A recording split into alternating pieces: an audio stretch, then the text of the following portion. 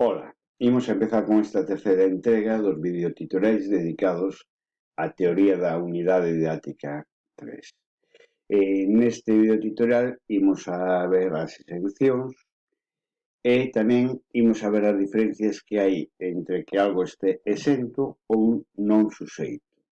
E o resultado final é o mismo, non se lle aplica ningún tipo impositivo de IBE, están sin IBE, por decirlo de alguna forma, pero o motivo é distinto.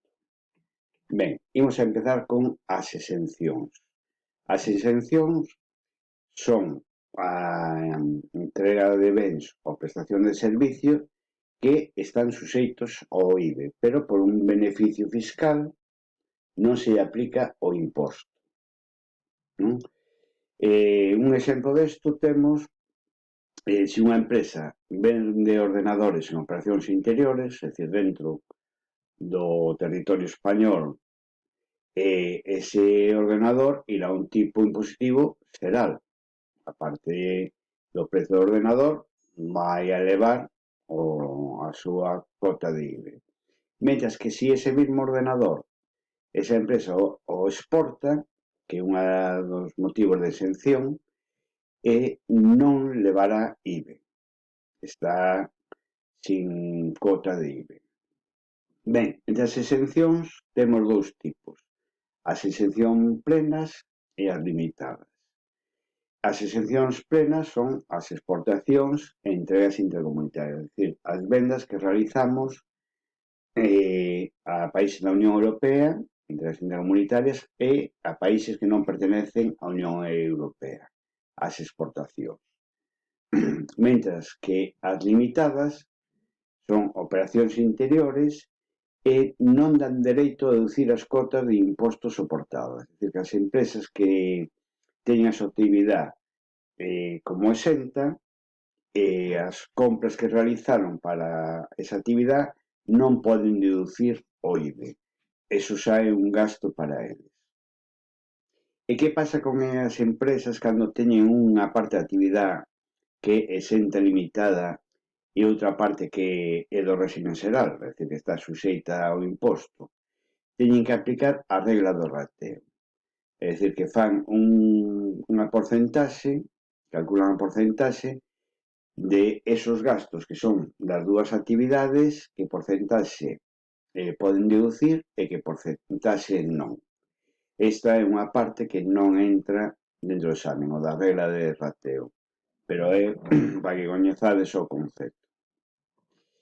Ben, entonces vamos a seguir vendo un pouco o que son eso. Exención plenas, soportan IBE e non poden soportan o IBE das compras e non poden repercutir o IBE nas ventas, pero sí poden deducir o IBE soportado.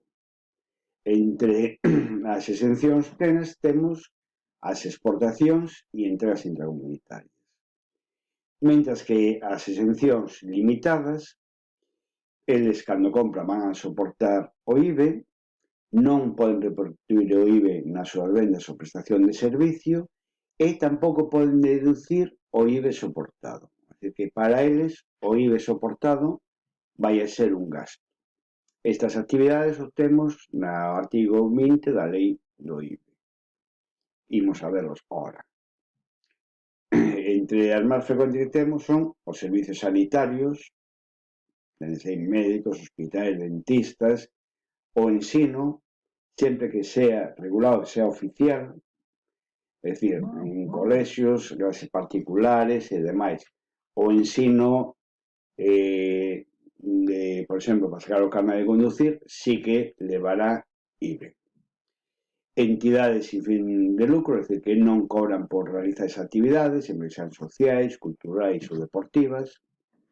As segundas e posteriores entregas de edificios, a reventa de vivendas, edificios ou terrenos rústicos, tamén están exentos do IBE. O que sí pagarán é a plusvalía.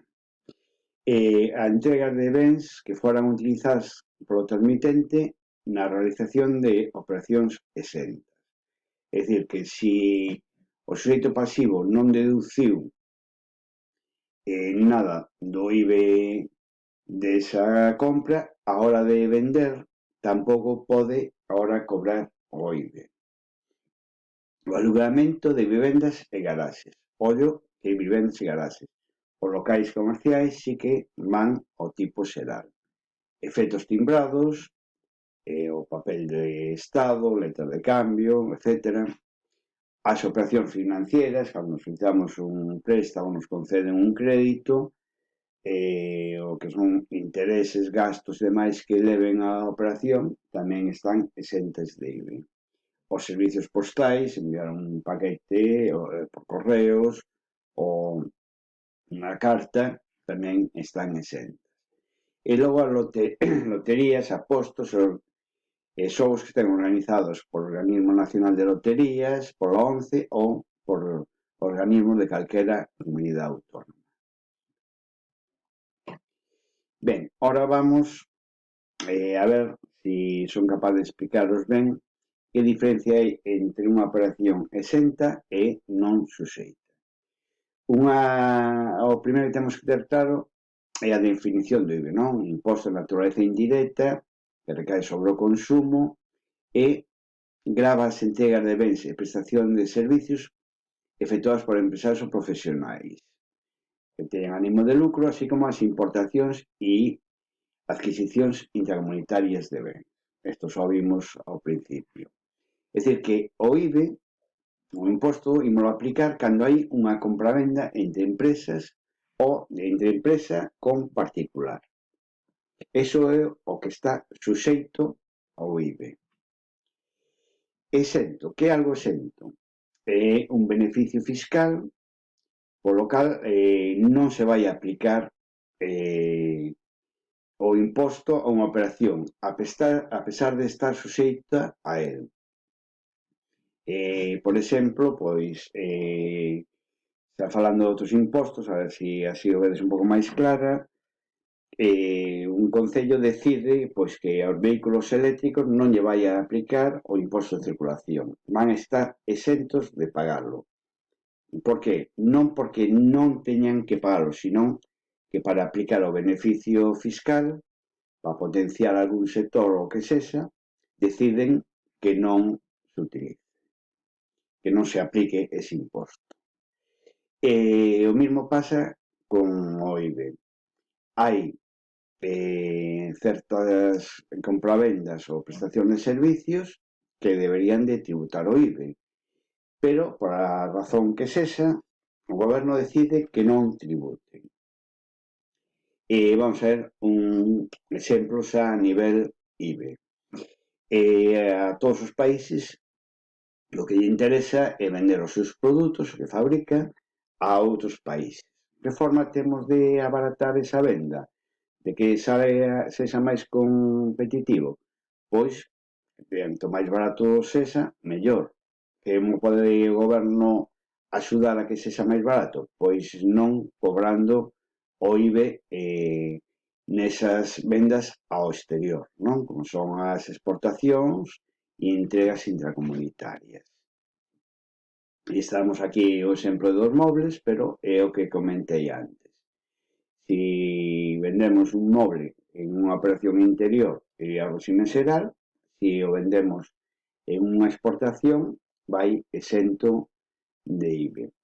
Logo, en sanidade e educación pasa o mismo, pero aquí o que interesa é que para que poda chegar a máis xente non sexa unha carga para as familias máis do que xa a sanidade ou a educación, pois unha forma de abaratar é que sexan exentos, que non teñan que aplicar IBE. Xa son caros de por sí, é unha forma para que nos salga un poquinho máis barato. Algo non suxeito. Vimos que o exento é algo que debe de levar, debe tributar o IBE, pero non tributa. En cambio, o non suxeito é algo que nunca debe tributar o IBE. Eso nunca, entre comillas, para que tributara tería que cambiar a lei. Exemplo son os traballos realizados en régimen de relacións laborais. Na nómina non me irá de ningún lado que hai unha cota de IVA ni nada. o mesmo a hora de pagar unha compra que realizas, unha prestación que realizaron. O feito de pagala non é un consumo. Vamos a ver aquí que eso, a diferencia entre ambos é que o non suxeito nunca vai levar o IBE, mentras que o exento si debería levarlo, pero o goberno decide que non.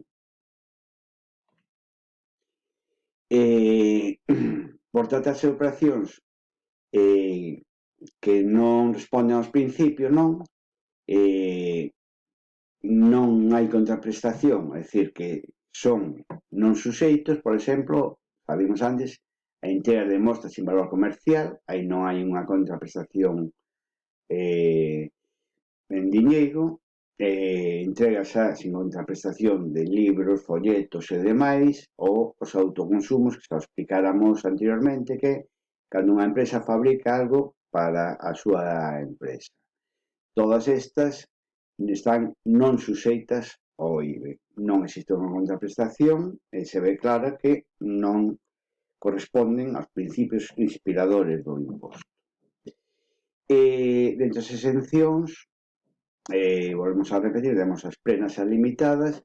As plenas son máis fáciles de ver, porque son as exportacións internacional comunitaria, é dicir, as ventas fora, e as limitadas xa son un pouco máis difíciles, hai que estudiarlas máis, son se fan para intentar favorecer a servizos fundamentais, non? Vamos a repetir, sanidade, ensino, asociacións sin fines de lucro, compra-venda de vivendas usadas, etc. Ben, non sei se quedou claro, se non xa preguntaredes de esa parte.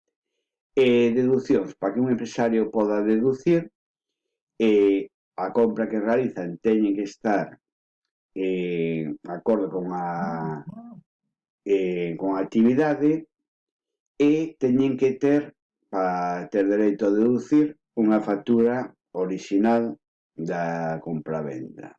Lembrar que iso, para poder deducir, ten que estar a compra relacionada con a actividade empresarial. Eu, por ser empresario, non podo deducir se compro unha neveira para a miña casa, unha televisión, sino que ten que ser algo que este relacionado con a actividade.